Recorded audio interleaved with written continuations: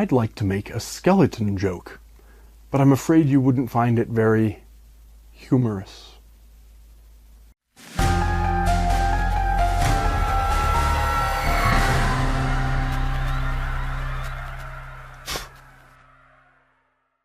Well, here we are, together once again, and finally getting caught up on these review videos. My apologies for running a little bit behind, but this is my monthly review video for all the movies that came in the September 2024 Horror Pack.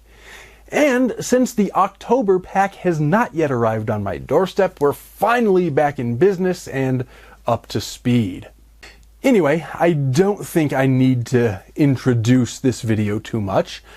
I'm going to review the movies.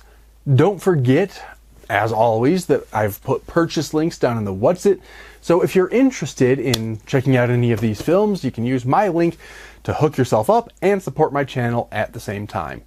The first film to come out of this package is called Apartment 143. This one is about a group of paranormal investigators who set out to investigate a haunted apartment.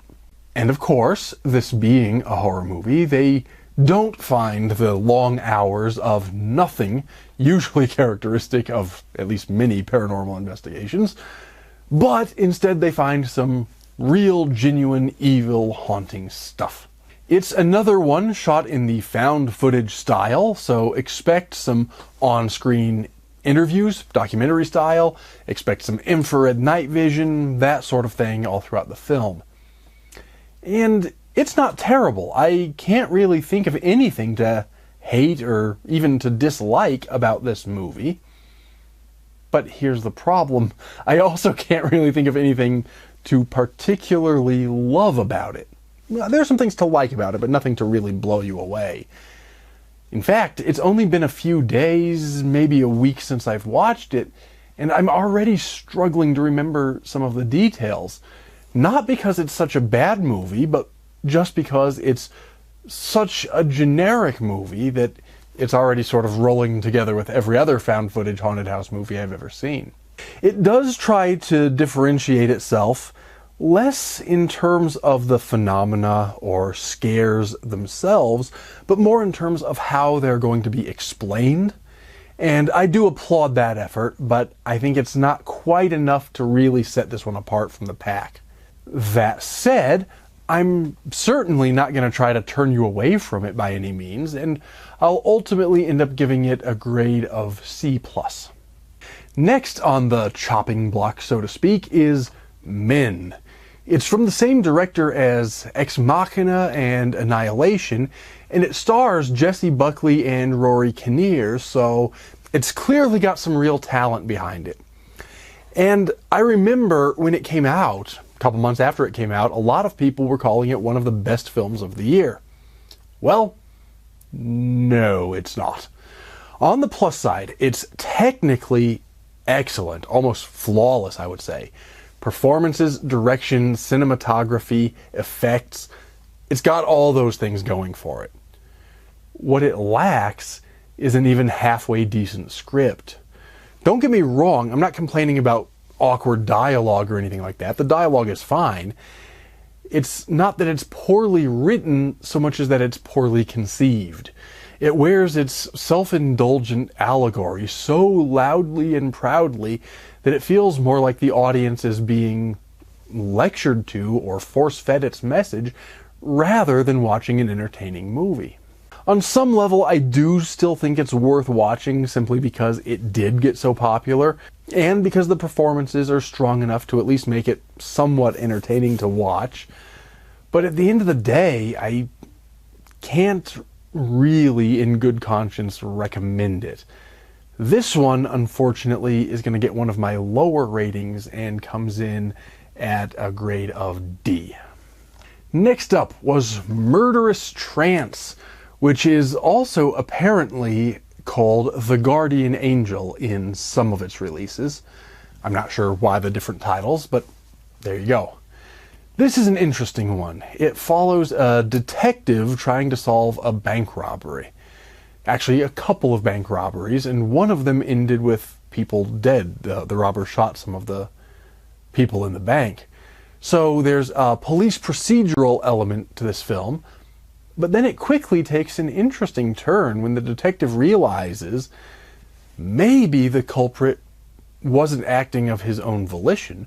Maybe he was hypnotized to commit the crimes, and they should be looking for another mastermind.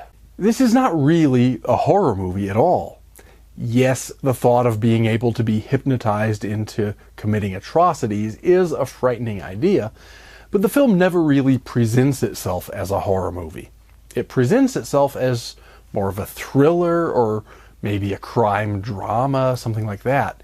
But even though it's not really a horror movie, I still thought it was pretty interesting. It's a bit of a slow burn and it's very quiet.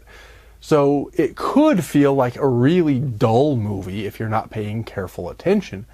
But if you are paying attention, I thought it was well written, well performed, and overall a pretty interesting story.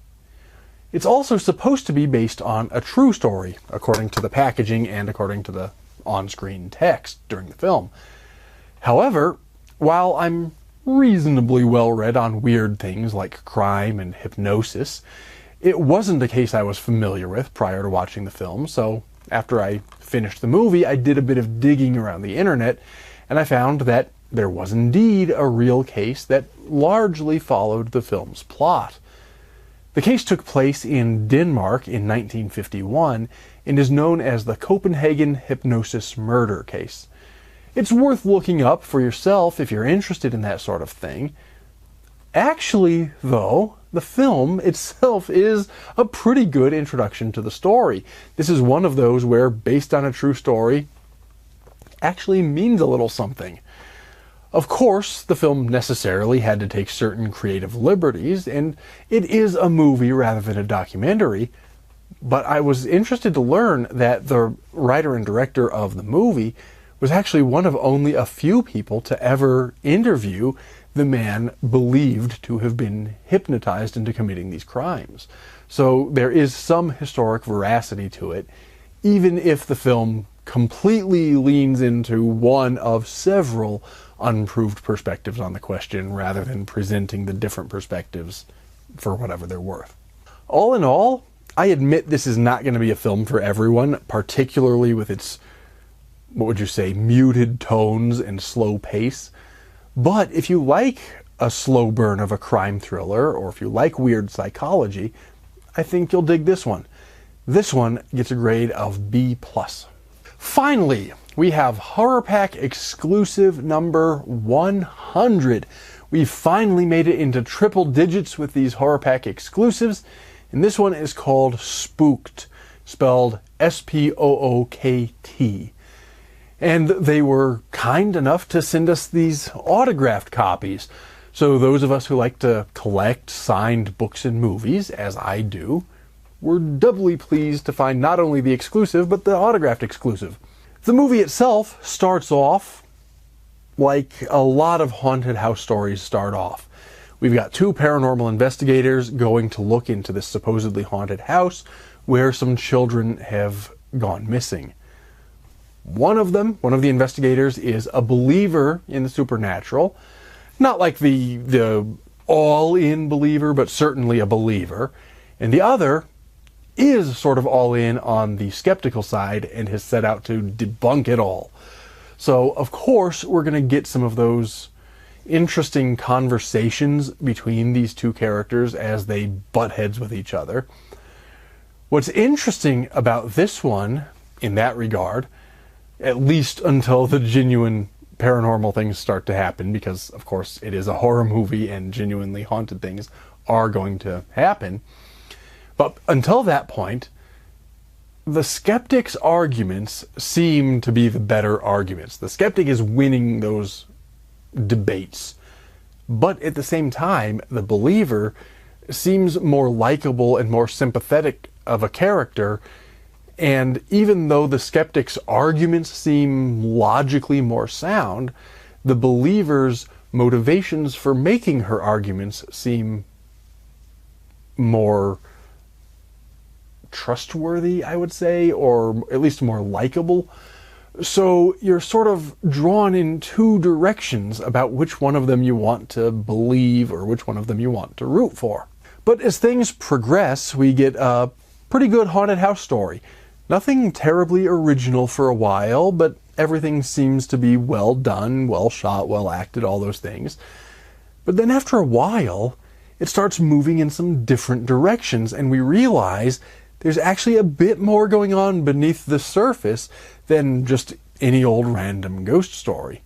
It still features all the tropes of the haunted house subgenre, but it breathes some new life into that subgenre as well, not only with the interesting arguments between the two main characters, who both end up being relatable in different ways and likable in different ways by the end, but then also with these plot revelations that come relatively late in the film, which also sort of revitalize some otherwise stale tropes. This one is honestly a lot of fun and will also end up receiving a pretty high mark from me of B+. And so there we have it, another month in the history books. Do be sure to subscribe and ring my bell so you don't miss out when I dive into the October horror pack whenever that arrives, and indeed so you don't miss out on any of my wonderful videos. While you're at it, do me a solid and like and share the video, and as always, take care and stay scared.